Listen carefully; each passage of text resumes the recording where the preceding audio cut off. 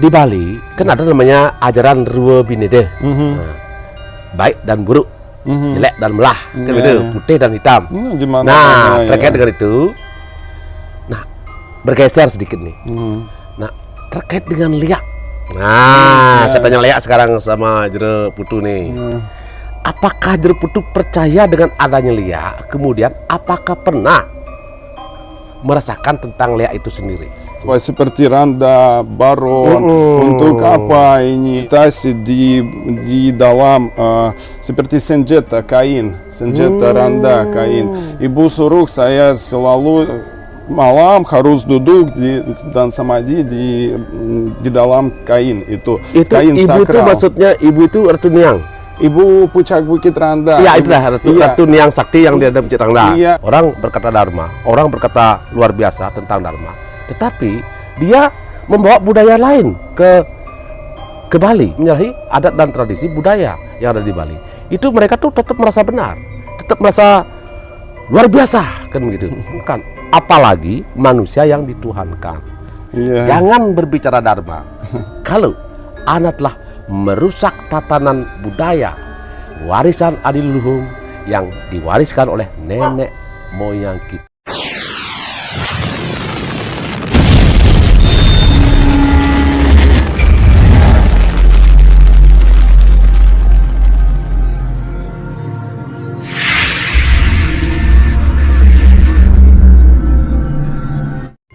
Om Swastiastu. Om Awigenam Astu, Namo Buddhaya. Sahabat muda, sahabat milenial, hari ini saya berada di Lotunduh. Tepatnya di sini adalah desa pariwisata di sini. Di sini adalah banyak kerajinan, terutama lukisan banyak di sini, galeri banyak di sini di Lotunduh. Disinilah saya ketemu dengan seorang Nana. Teman, boleh bilang teman, boleh dibilang Nana, karena beliau menganggap saya master, jadi gurunya gitu. Jadi, nah beliau adalah dari Rusia. Beliau sudah Musudawudani, kemudian masuk Hindu bersama istrinya, orang Islam. Kalau mulai sampai milenial, nah ini dia Jero Putu. Nah, silakan Jero Putu perkenalkan diri sama beliau. Nama saya Putu Ilya, nama asli Ilya. Nama Rusia? Nama Rusia Ilya. Ilya juga? Ilya, ya. Itu nama Rusia, ya, waktu lahir. Tapi biasanya orang sini tahu saya Putu dan panggil Putu karena anak pertama, dan di keluarga saya anak sendiri. Oh, anak sendiri? Anak sendiri dan anak pertama. Di Rusia Putu anak sendiri ya? Iya, ya, tidak punya lagi kakak atau adik, hanya saya. Sahabat muda, tadi saya tanya sama Putu tidak kembali ke Rusia. Nah, di tempatnya Putu katanya tidak ada perang gitu, tetapi di tempat kota saya lahir di sana aman, tidak ada perang. Tapi saya pikir seperti mungkin beberapa hidup yang lalu saya lahir di Bali, dan ini tempat saya. Tapi connect dengan orang tua tetap video call, ya. Video call mungkin 2-3 kali per minggu, ya. Jika ada tentang anak sesuatu, saya juga konsultasi dengan ibu. Ya. Sahabat muda, nah hari ini saya ingin bertanya, saya ingin menggali tentang Jero Putu Elia. Jadi kalau beliau sering ke rumah saya, kemudian beliau ketemu di pura kemarin awalnya. Nah, kemudian beliau tetap berhubungan dengan tiang yang dia tetap pulang ke rumah, kemudian kita tetap ada acara di rumah, beliau datang. Jadi kita juga janjian mau ke pura, mau sembahyang. Nah, kita bersama di sana. Nah, di sini saya ingin bertanya, saya ingin menggali Putu ini. Saya ingin gali Putu. Nah, kalau dulu Putu pernah diwawancari oleh sebuah channel, dan saya juga pernah mewawancarainya di channel saya sendiri. Nah, ini saya ingin dari sudut pandang yang lain sekarang. Ah, begini Jero Putu. Nah, Jero Putu masuk Hindu, kan begitu ya? Nah, saya ingin bertanya pada Jero Putu, apakah Jero Putu itu masuk Hindu berdasarkan buku Weda, Bhagavad Gita, Sarasa Musaya, atau apapun bentuknya itu, kitab suci, apa dari hati nurani? Apa dari hati nurani sendiri, Jero Putu? Saya bercerita ya tentang itu. Ini terjadi mungkin sekitar 2 tahun yang lalu atau lebih. Saya sudah lupa kapan. 2 tahun yang lalu. Nggih. Berarti Jero Putu pada waktu itu tuh bukan kitab suci yang membawa Jero Putu masuk ke agama Hindu, tapi hati nurani. Hati nurani kemudian kalau Weda kan khusus Weda nih, Bhagawan Gita khusus Bhagawan Gita. Kalau Bhagawan Gita, Sri Krishna memberikan nasihat pada Arjuna kan begitu. Nanti di sana ada nilai-nilai filosofi di sana kan begitu. Nah, Weda lainnya juga begitu. Jadi di sana menuntun. Nah, maksud saya ini, apakah Jero Putu dituntun oleh Weda itu sendiri? Apa Jero Putu memang hati nurani dan niat di sini? Itu dari dulu-dulu waktu saya tinggal dengan keluarga Bali dengan Jero Pucak Bukit Randa, keluarga itu mengajari saya bagaimana ingin sembahyang, siapa itu sejenis dewa seperti Randa, Baron, untuk apa ini, dan jika orang masuk ke rumah harus bilang Om Swastiastu. Dari ini mulai jalan saya masuk Hindu. Dari waktu itu mereka mengajari saya, tapi tidak mengajari pakai buku. Ilmu saya khusus ilmu Bali, bukan semua Hindu. Seperti jika pakai ilmu India ya, buku saya tidak tahu semua terperinci, tapi tentang budaya Bali, tentang cerita Bali, tentang Dewa Bali, 9 Dewa ini sudah tahu ya. Tentang Krishna tahu lagi, kurang tahu ya. Tentang upacara dan sesuatu ya. Begini Jero Putu. Jadi Jero Putu tuh lahir di tanah Bali, adalah ikut dengan hati nurani. Kemudian apa yang Jero Putu lihat secara langsung, secara artinya rasakan secara langsung, lihat secara langsung, kemudian mempraktekkan secara langsung, bukan dari buku, bukan dari Bhagawan Gita, bukan dari Weda. Ini memang hati nurani yang ingin Putu masuk ke Hindunya, luar biasa. Nah, menurut saya itulah yang namanya Dharma. Karena Dharma di sini toleransi. Toleransi. Kalau menurut saya itu agama lah toleransi. Di sini antara hubungan Putu dengan sesama manusia, kan begitu.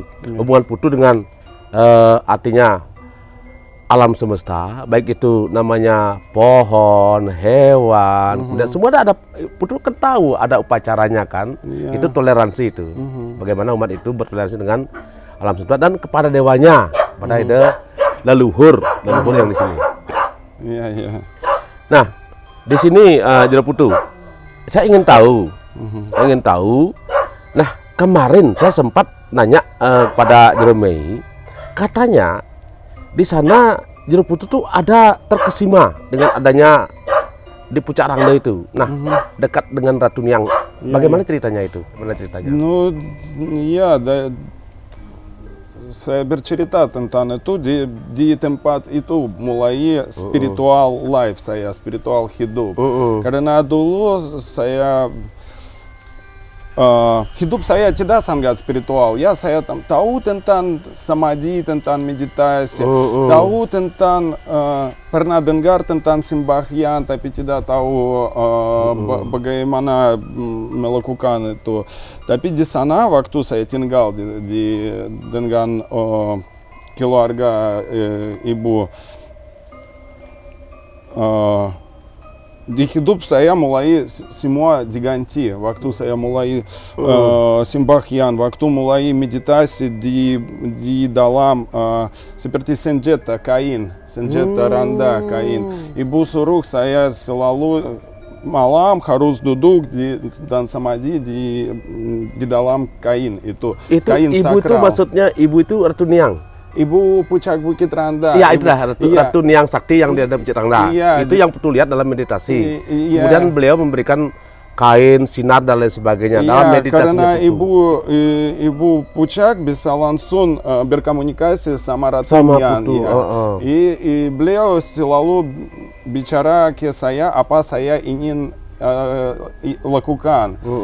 Putu kamu harus ini, harus itu, karena saya dapat informasi dari Ratu Nian. Ya, jika saya ingin sesuatu di hidup, saya datang ke ibu dan bicara, ibu tolong bilang Ratu Nian, saya ingin ini apa saya harus dilakukan. Ya, Nah, setelah Putu ketemu sama beliau, ibu Ratu Nian ya. Nah, bagaimana tentang rasa dan perasaan Putu setelah hidup menjadi Hindunya? Itu sekarang sudah perasaan baik ya, tapi waktu mulai semua hidup saya sedikit sulit waktu itu, tapi itu seperti bisa menjelaskan seperti program untuk komputer. Jika kita dibersihkan program kemarin, tambahkan baru, selalu ada diganti semua. Dan di hidup saya banyak diganti. Saya sekarang tidak punya teman dari dulu, tapi sekarang saya punya teman. Saudara.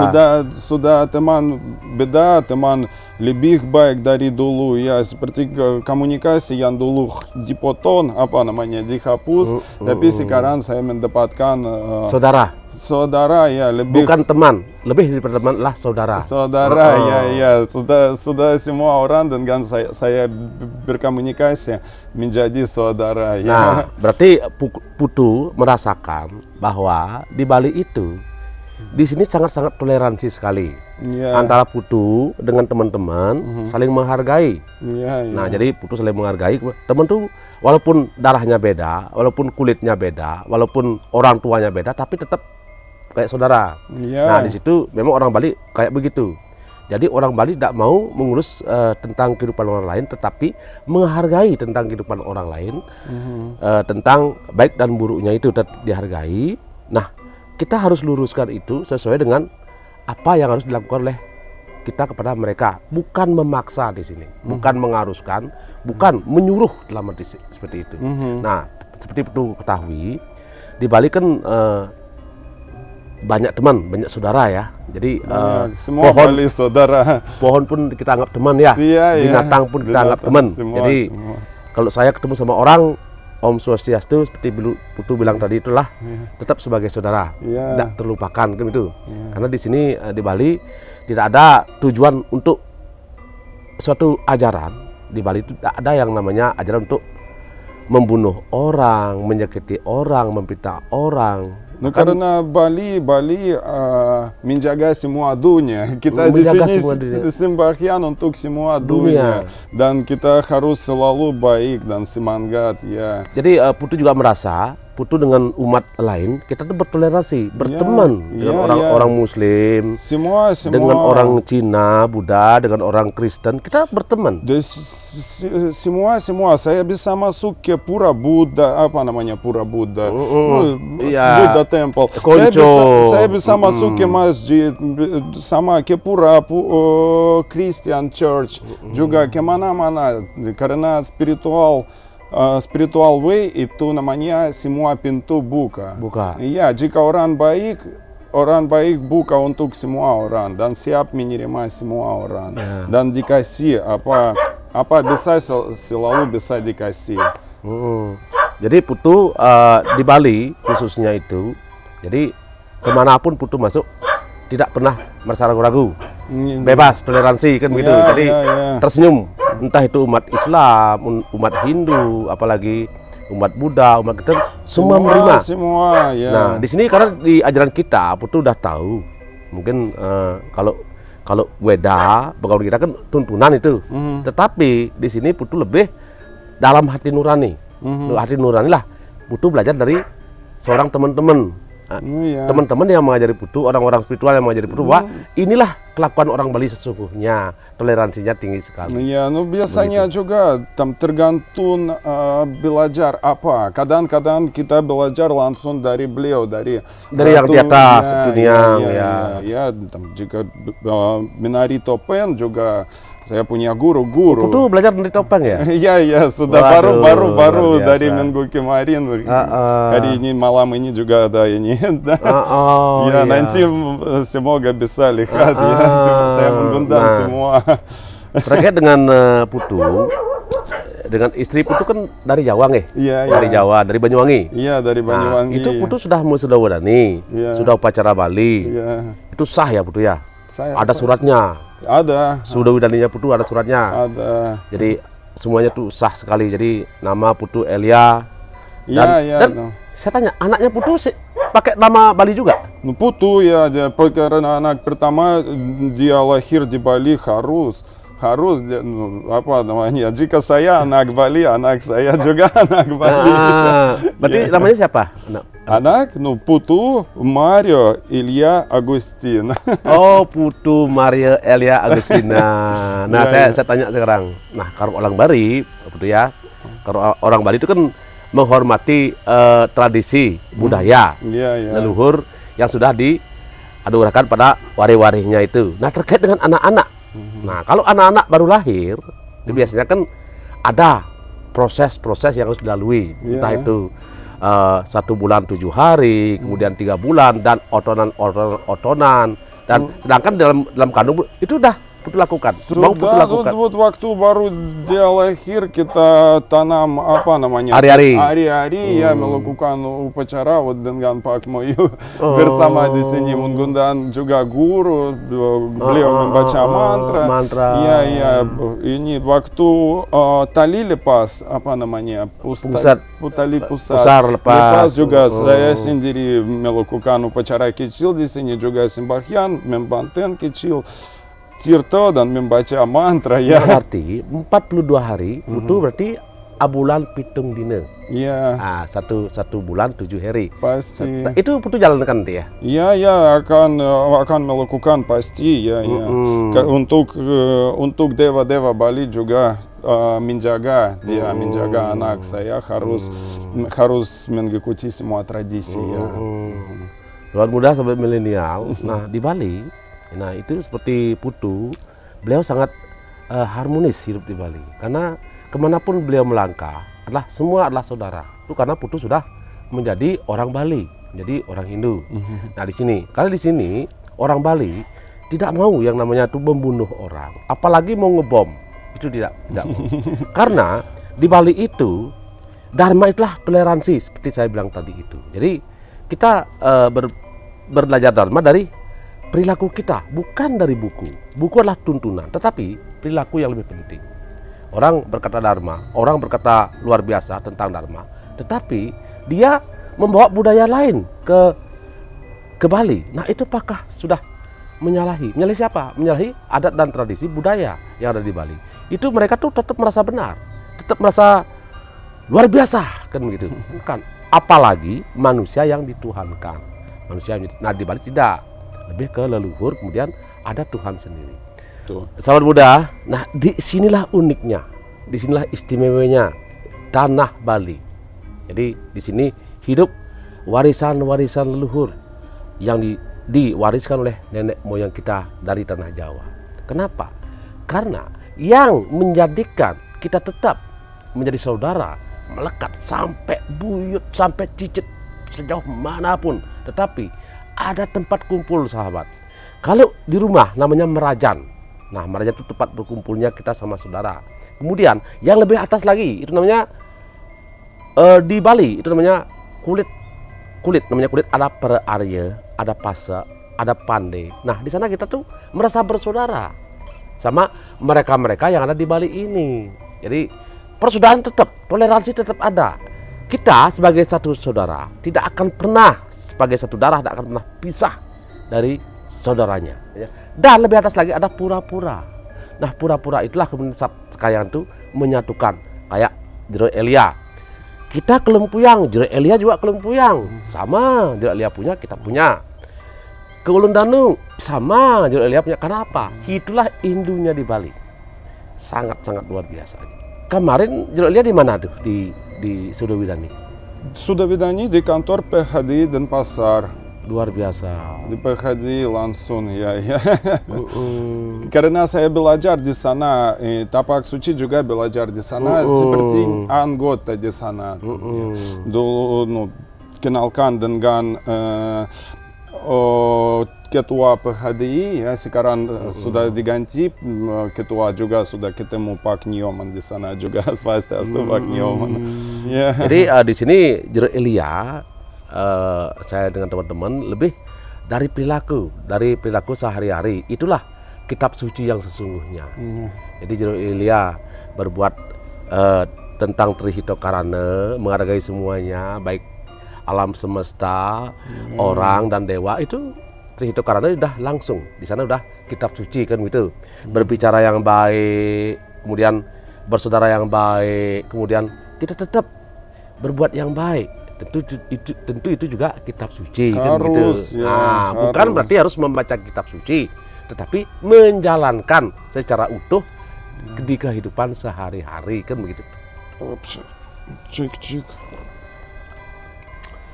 Sahabat, nah Jero Elia. Ya. Nah, ini berarti Jero Elia di sini nggak main-main di sini.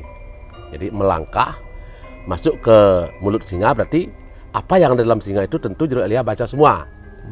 Ada hati kah, ada jantung kah, ada perut kah. Nah, berarti Jero Elia masuk ke Hindu Bali, tentu Jero Elia juga ingin tahu semuanya dan menjalankan semuanya. Nah, terkait dengan itu, apakah Jero sudah lakukan yang namanya pewiwahan, terus potong gigi, terus dan lain sebagainya, udah lakukan itu? Ну, sudah dia itu dari dulu, dari waktu sudah vidanya. Maksudnya tiang, Jero Elia sudah melakukan pewiwahan, melakukan potong gigi, bukan sekedar Musuda Widani aja, sudah itu lakukan. Ну, sudah vidani dulu, setelah sudah vidani mungkin setelah 1,5 tahun saya baru potong gigi. Karena saya lama-lama mencari di mana bisa melakukan upacara itu, tapi itu upacara terlalu mahal jika melakukan sendiri. Saya cari tempat di mana ada kumpulan orang, dan dari kantor PHDI ada kabar di Sukawati, di desa Sukawati ada upacara potong gigi seperti gratis. Tapi saya juga donasi ke sana, kasih uang itu Suksemo Pakrai, ya. Nah, itu orang Bali itu toleransi, potong gigi toleransi, nggak bayar. Karena ada di Tabanan yayasan, Pakrai melakukan khusus untuk yayasan itu, seperti gratis. Beliau ambil uang sendiri dan bayar untuk semua upacara, dan orang jika mau ikut juga bisa daftar. Saya juga daftar mungkin sebelum 4 bulan ada upacara, sebelum 4 bulan. Dan datang ke sana dari pagi sampai sore kita melakukan upacara. Semua proses itu kita mengikuti seperti saya baru lahir. Semua proses, semua upacara. Seperti itu saya baru lahir, kita melakukan mantra, tamini, sembahyang itu. Lalu lakukan apa namanya? Puintenan. Puintenan mungkin. Jero juga sudah mewinten. Mewinten napi Bebersih. Jadi sudah sebelum potong gigi melakukan puintenan dulu, pembersihan dulu. Apa ingin cium bebek juga, sol-solan namanya. Cium bebek lalu itu pembersihan. Iya. Jadi dari apa namanya, dari babi, kemudian ayam, kemudian bebek, paling bersih kan begitu. Nah, semua ini melakukan. Luar biasa, semua proses ya. Di Bali kan ada namanya ajaran Rua Binede. Baik dan buruk, jelek dan melah, kan gitu, putih dan hitam. Nah, terkait dengan itu, nah bergeser sedikit nih. Nah, terkait dengan liak. Nah, saya tanya liak sekarang sama Jero Putu nih. Apakah Jero Putu percaya dengan adanya liak? Kemudian, apakah pernah merasakan tentang liak itu sendiri? Saya punya pengalaman waktu meditasi, saya meditasi sangat keras. Saya bertemu dengan, saya lihat Butekala, bagaimana Butekala tinggal. Dia tinggal di kandang, seperti ada kandang, tapi terbuat dari emas. Dia di dalam duduk, dia punya banyak emas di sana, seperti itu ya. Tapi jika dari itu saya mengerti, jika kasih selalu sesuatu untuk Butekala seperti emas, seperti sesajen, selalu kasih seperti uang untuk beli senang ya. Selalu semua akan baik. Karena dia duduk di kandang, tapi dia punya semua di dalam kandang itu, dia tidak mau keluar. Ya, jika di kandang semua akan habis, dia akan marah-marah. Nah, berarti itu udah toleransi. Dari hati rasa putu, dari mediasi, kemudian itu ada toleransi terhadap buto-buti itu. Kita menghormati buto-buti, roh halus, roh astral, kita hormati itu. Nah itu kan berarti sudah putu sudah menjalani betul-betul. Nah di sini kalau boleh yang bilang, apakah lihat butuh kala atau rasa jelek menurut putu itu? Jelek kata tidak bagus. Kita tidak bisa bicara tentang sesuatu, ini jelek. Jika ini semua membuat dari Tuhan, Tuhan tidak bisa membuat jelek. Jika ada, ini harus ada ya. Arti intinya, kalau kita ingin baik, tentu kita dulu yang berbuat baik, kan begitu. Kalau kita berbuat tidak baik, tentu yang lain tidak akan berbuat tidak baik. Semua mulai dari kalau tidak kita ada singa, kalau singa itu kita kasih makan, tentu dia tidak akan menggigit. Tetapi kalau kita lawan singa itu berkali, tentu kita akan dimakan oleh singa itu sendiri. Nah itulah toleransi Bali. Jadi semua dihargai, baik itu roh halus, leak, wong samar, wong gamang, entah itu tumbuhan, binatang, itu semua ada upacaranya. Semua apa kita bicara itu ini adalah mantra. Apa kita melakukan ini adalah mudra. Jika kita akan bicara tidak bagus, tidak baik, buruk, itu akan mantra buruk, tidak bagus. Kita bisa mengundang tidak bagus ke hidup. Jika kita melakukan hal-hal juga tidak baik, itu juga mudra tidak baik ya. Terus bicara baik, melakukan baik, dan semua akan baik ya. Baik saja. Baik saja. Nah itulah seorang Jero Putu Elia menjalankan dharma dengan hati nurani, menjalankan dharma dengan rasa yang pernah dia tahu, menjalankan dharma dengan betul-betul sesuai dengan keinginan hati nurani yang paling dalam. Tentang apa? Tentang toleransi. Jangan berbicara dharma kalau anak telah merusak tatanan budaya, warisan adiluhung yang diwariskan oleh nenek moyang kita. Jangan berbicara dharma.